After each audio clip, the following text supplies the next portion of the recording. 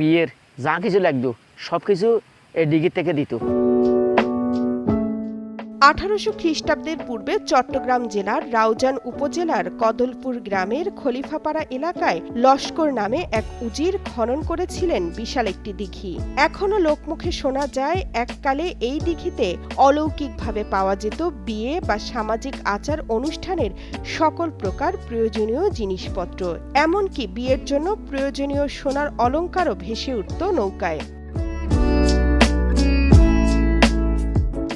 গ্রামের কারো বিয়ের আয়োজন থাকলে সন্ধ্যা নাগাদ দিঘির পাড়ে একটি পত্র লিখে আসলেই পরদিন মিলত সোনাদানা হাঁড়িপাতিল সহ বিয়ের প্রয়োজনীয় নানান জিনিস।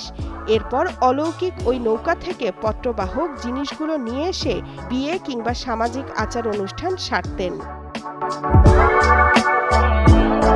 টানা সপ্তমবারের মতো বেস্ট টিস্যু পেপার ব্র্যান্ড হিসেবে স্বীকৃতি পেয়েছে বসুন্ধরা টিস্যু। নিয়ম ছিল অনুষ্ঠান শেষে আবার নৌকায় জিনিসগুলো ফেরত দেওয়ার।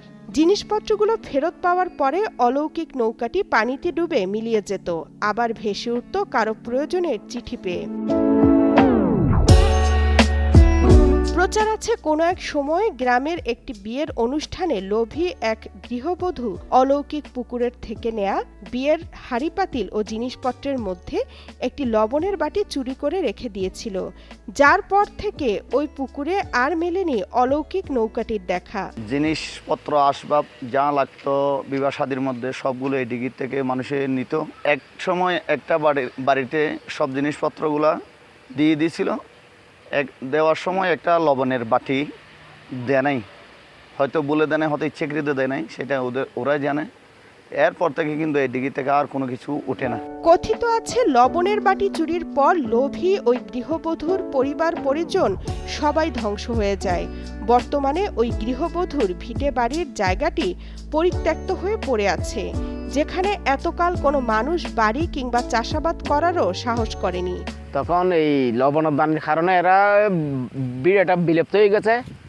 হ্যাঁ, এখন এরা কেউ নাই, এই পর্যন্ত আর কি সনাতন দেওয়া বন্ধ করে দিছে।